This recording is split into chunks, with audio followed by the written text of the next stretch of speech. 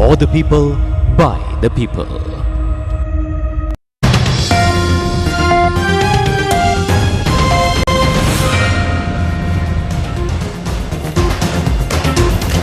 A very good afternoon. It's the 30th of January 2023. Welcome to Lunchtime News here on TV1. For the Newsfirst team, where the people come first, I'm Sanita Senanayake. Before we take a look at the stories that we've got for you this afternoon in detail, let's take a look at the headlines. Affidavit of 12,000 signatures demanding the release of Wasantha Mudalige handed over to Attorney General's Department. Human Rights Commission to appear before the Supreme Court today.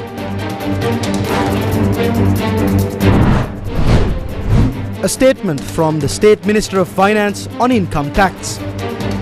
මේ වෙලාවෙත් ජනාධිපතිතුමා සමග සාකච්ඡාවක් කරනවා මේ සමහර පාර්ශ්වයන් මුහුණ දෙන තත්ත්වයන් පිළිබඳ කොහොමද අපි ක්ෂණික මැදකාලීන පියවර ගන්න කියලා. මේක අනම්‍යශීලී දෙයක් නෙවෙයි.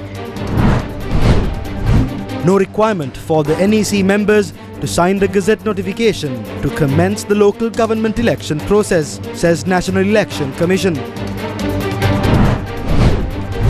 Heavy showers about 150 millimeters likely at several parts of the island, Met Department predicts. On to your top story this afternoon. The affidavit that was signed seeking the release of student activist Wasantha Mudalige was handed over to the Attorney General's Department on Monday. Over the past week, signatures were obtained for an affidavit seeking the release of Inter-University Students Federation convener Wasantha Mudalige, who is currently in remand custody. The program took place across many areas in the country. Attorney Nuwan Bopage and several student activists marched from the Kesalwatha police to the Attorney General's Department to hand over the documents.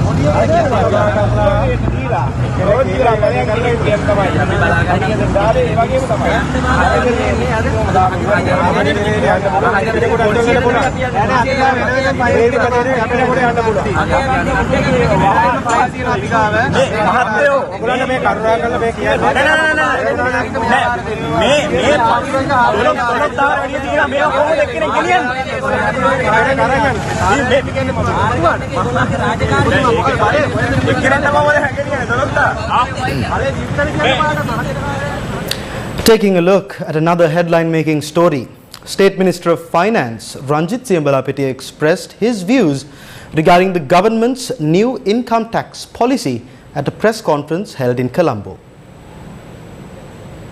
අපේ ආදායම වියදමට වැඩිය බොහෝසෙයින් අඩු නම් අපිට ණය ගත නොහැකි නම් මේ වෙලාවේ.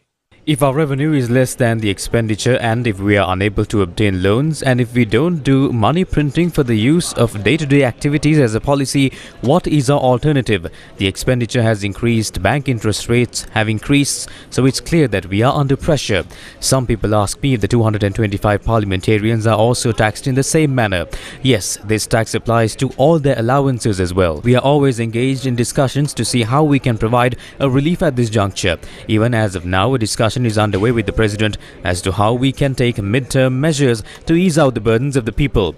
This is flexible, but what is important is we have to understand that since our government revenue decreased, we are facing this crisis, so we must face it. When we speak with high hopes on the loans obtained from bilateral creditors, in order for these countries to provide us the loans, their governments should bear the burden of it. If those governments must bear it, that means the taxpayers of those countries will have to pay for it. So we cannot just be at ease and expect the other countries to carry the burden. They will not be ready for this. It is a different topic to speak as to who is responsible for this, but we must make some sacrifices. The international creditors expect us to do so. ඒ රජය දරා ගන්නවා කියන්නේ ඒ රජයට බදු සපයන පුරවැසියගෙන් තමයි ඒ රජය කාය කරගන්න වෙන්නේ. මොකද අපි කිසිදු අපහසුාවක් දරා ගන්න නැතුව අපි මේකට කිසිදු සූදානමක් නැතුව මේ අපේ මුළු බර දරන්න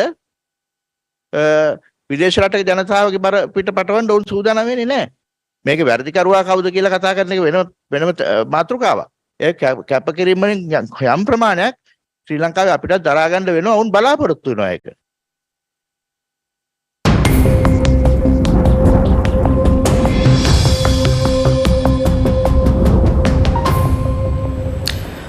Taking a look at your weather update for the day. Showers or thunder showers will occur at several places in the island during the afternoon or night. This was confirmed to News First by the Met Department. Here's a look at the weather update for the next 24 hours. Showers will occur at several places in the island during the afternoon or night. The well-marked low-pressure area over the southeast Bay of Bengal is likely to move west-northwestwards towards the eastern coast of Sri Lanka on the 1st of February. Rainy condition over the island will be increased due to its effect from today's evening. Especially showers or thunder showers will occur at times in northern, eastern, Uva, north central and central provinces. Very heavy showers, about 150 millimeters, are likely at some places. Therefore, naval and fishing communities are advised not to venture into the above-mentioned sea area during the next 24 hours. Power outages has been a topic of discussion as of late. An island-wide power cut of 2 hours and 20 minutes is in effect today, even though the Public Utilities Commission did not grant approval for the outages. In the meantime, the Human Rights Commission will appear before the Supreme Court today. The Human Rights Commission is appearing before the Supreme Court today to obtain a date for the hearing of the case related to the non-implementation of matters agreed by the Ceylon Electricity Board to ensure continuous supply of electricity during the advanced level examination period.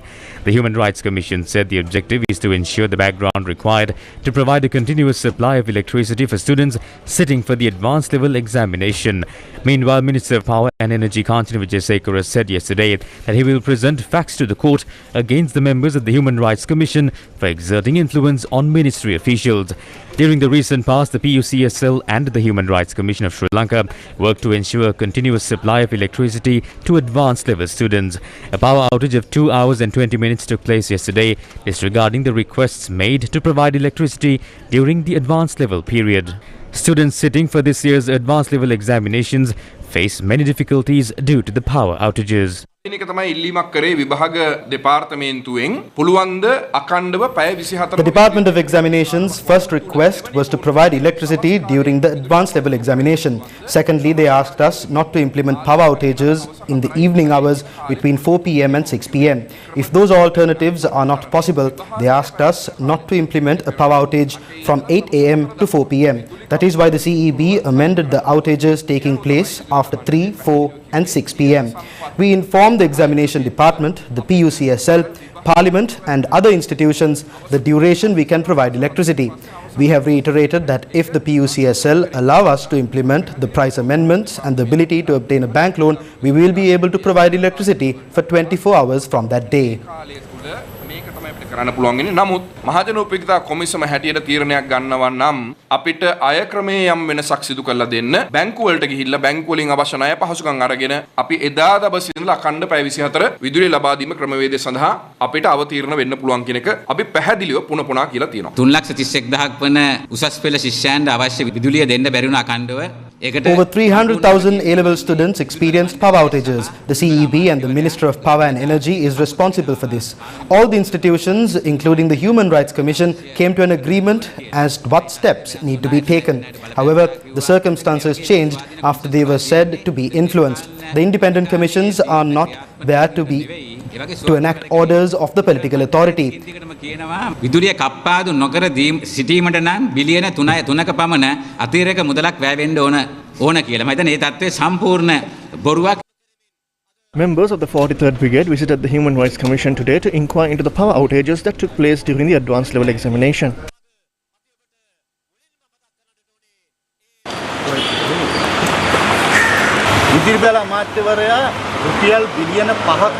Members of the 43rd Brigade visited the Human Rights Commission today to inquire into the power outages that took place during the advanced level examination. Minister of Power and Energy stating that the CEB needs an additional 5 billion for this is a lie.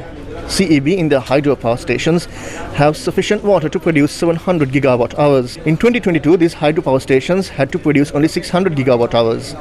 In order to generate electricity for the A levels, we need to generate an additional 2 gigawatt hours. As of now, the CEB has the ability to produce electricity through hydropower plants. They are trying to tell the public that power outages took place because the electricity prices were not amended. This minister is trying to increase the electricity tariff through that. Lanka විදුලි බල මණ්ඩලයට මේ වෙනකොට තිබෙනවා. ඉතා පැහැදිලිව අපි අඳුනාගෙන තිබෙනවා මේ රටේ මහ ජනතාවට ඒත්තු ගන්නලා විදුලි බලය බිල වැඩි කිරීම නිසා වැඩි කිරීමට අවස්ථාව නොලැබීම නිසා විදුලි බලය සැපයීමට නොහැකි වුණ අවශ්‍ය සිටින්ට කියලා බිල වැඩි කිරීම සඳහා අවශ්‍ය බාර Sri Lanka's election headquarters.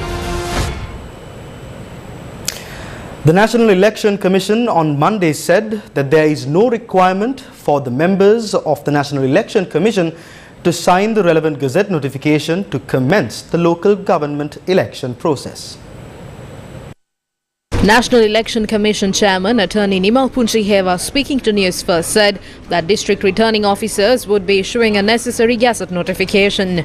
The National Election Commission said the relevant Gazette will be sent for printing on Monday or Tuesday. The Government Information Department on Sunday said the Gazette notice with the signatures of the chairman and other members of the Election Commission required for the commencement of the local government election process had not yet been sent to the government press for printing.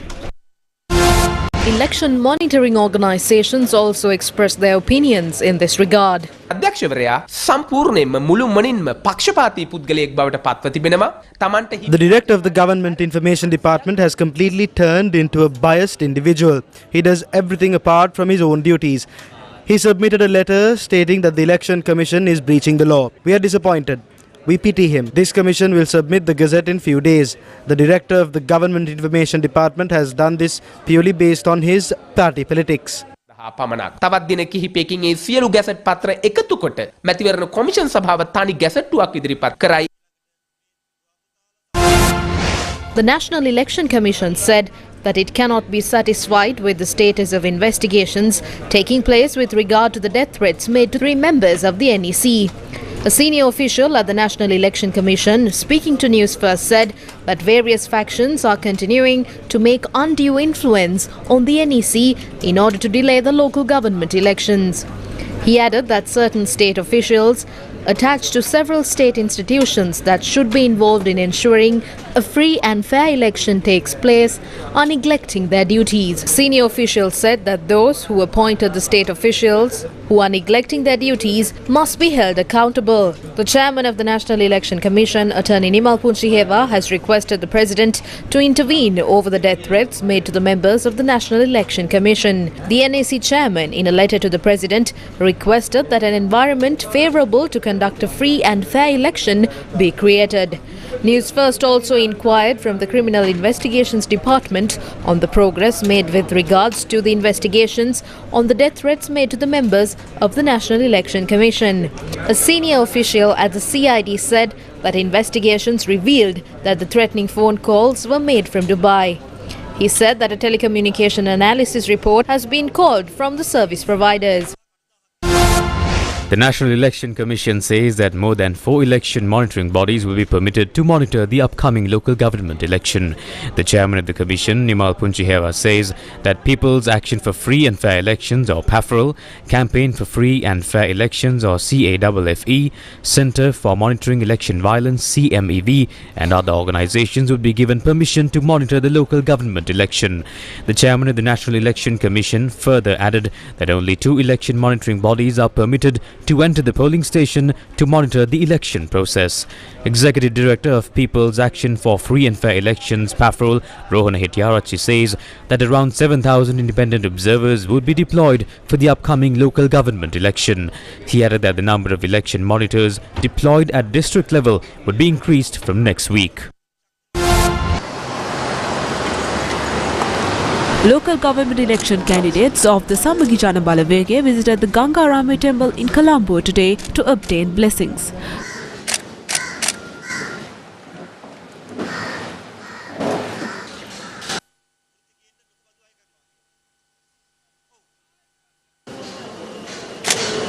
Several parliamentarians, including opposition leader Sajith Premadasa, were present.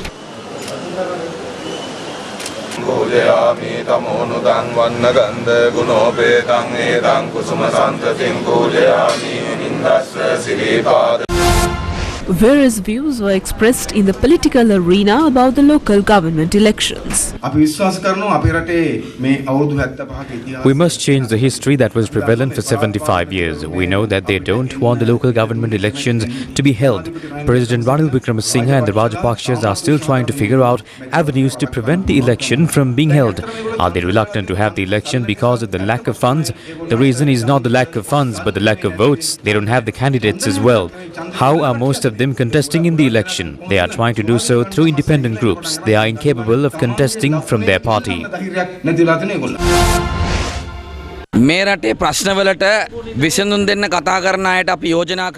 We would like to suggest those who are trying to provide solutions to the crisis to show the way to solutions.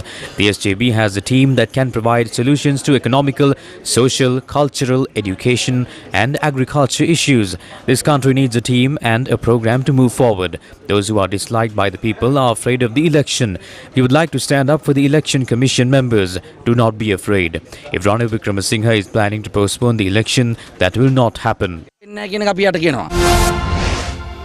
මේ මැතිවරණය තියන්න ඕනි වෙලාවට මැතිවරණ තියන්න ඕනි. ඒක කිසිම ප්‍රශ්නයක් නෑ.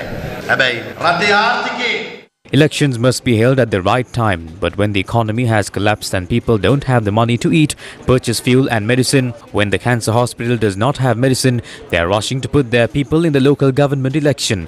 They don't care about the fact that pregnant mothers don't have a nutrition pack. They want the election to be held. They don't care about the fact that we are unable to import gas. They only want the election. That is a reality. How arrogant they are. That is the hunger for power. They are not thinking about the country or its people. All of them are thinking about their own political goals. At this time, we must uplift the living standards of the people. We must create a situation where people can live comfortable lives. After that, we can have elections.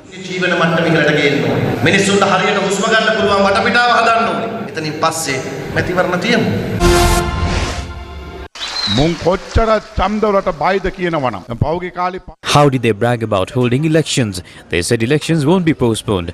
Today they are scared of the election. Now they are afraid of the election coming on the 9th of March. The games are over. The people of this country cannot be deceived by simple gifts like a rice pack or alcohol. Thousands of Sri Lankans living in the most rural areas have been surviving for decades while braving the constant threat of encroaching wild elephants into the villages and cultivations. Unfortunately, no sustainable solution has been provided to this perennial issue. It's the people living in multiple villages in the Vella Valley Divisional Secretariat in Batiklo have been facing the constant threats of encroaching wild elephants. The villages of Tikkodei, Tumpan Karni, Palayadivadei and Kalumuntan Valley are the worst affected villages. A majority of people living in these villages are spending sleepless nights in order to protect their homes and cultivations from the wild elephants.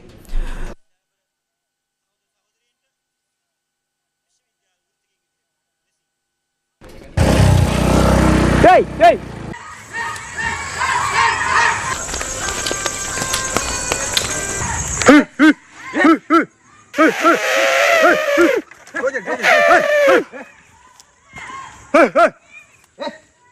The villagers request authorities to set up a proper electric fence to ward off the encroaching wild elephants. The village of Muruttettua in Balangoda also face a similar issue. According to the villagers, wild elephants from the Uva Koskama Forest Reservation encroached on the villages at night. Wild elephants had destroyed a number of cultivations on Sunday night.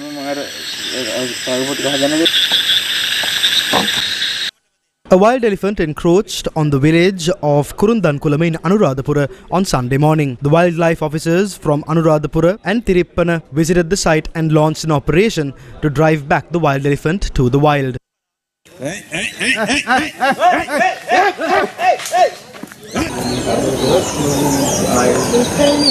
After an operation that lasted for several hours, the wild elephant was driven back into the Nachaduwa reservation.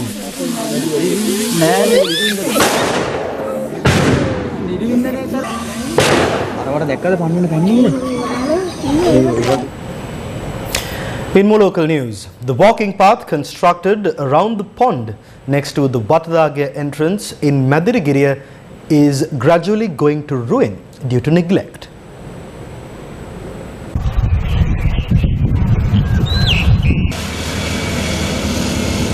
The project to construct a walking path around the pond next to the Watadage entrance in Madirigiriya cost 16.7 million rupees.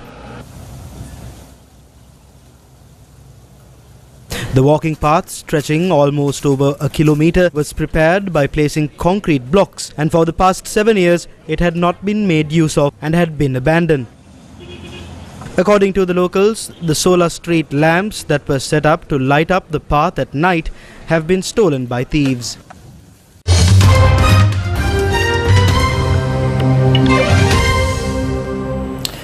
In some interesting international news, scientists say they have created a shape-shifting robot that can switch between liquid and solid, conduct electricity, and have magnetic abilities. Cheng Feng Pan, an engineer at the Chinese University of Hong Kong who led the study, said in a statement, quote, giving robots the ability to switch between liquid and solid states endows them with more functionality, unquote.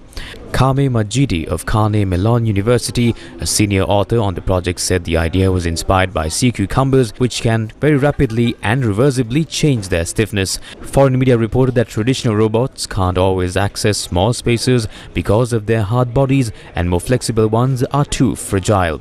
The scientists decided to create a robot that shapeshifts between solid and liquid and is therefore both strong and flexible. According to the Matter study, the shapeshifting robot is made out of metal gallium. Gallium can melt at a little less than 86 degrees Fahrenheit. The scientists also put magnetic particles in the metal, which would allow them to control how the robots move or melt with the use of magnets. In some tragic news from New Zealand, flood-ravaged Auckland is expected to receive further heavy rain over the coming days. And according to the city's council, even as people start to count the cost of the flash floods that have hit New Zealand's largest city since Friday. 4 people have now lost their lives in the flash floods that have hit Auckland since over the last 3 days, and millions of dollars of damage has occurred. A state of emergency remains in place in Auckland and further south in regional Waitomo. The city has experienced record levels of rainfall since Friday. The National Institute of Water and Atmospheric Research said in a tweet that Auckland has now recorded more than 8 times its average January rainfall and 40% of its annual average rainfall. More than 50 people have been killed in 2 separate travel-related accidents in Pakistan on Sunday.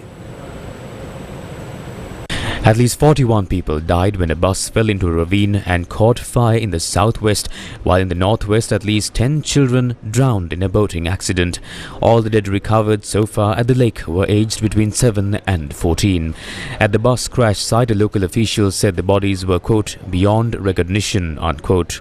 The crash occurred near the southern city of Bela when it was travelling to the port of Karachi. The boat capsized on Tanda Dam, a lake near Kohat, close to the border with Afghanistan. A local police official told AFP that as well as the 10 who died, 11 children had been rescued, with 6 in critical condition. Another 9 are believed to be missing. The boat they were travelling on was carrying more than 2,000 people on a day trip from a local Madrasa Islamic school when it overturned. And that brings us to the end of this edition of Lunchtime News here on TV1. For the Newsfirst team, I'm Sanita Senanayaka. You take care and stay safe.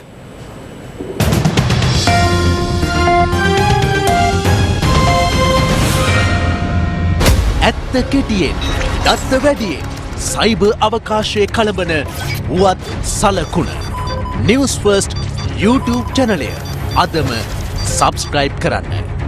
News First ජනතාව සමග.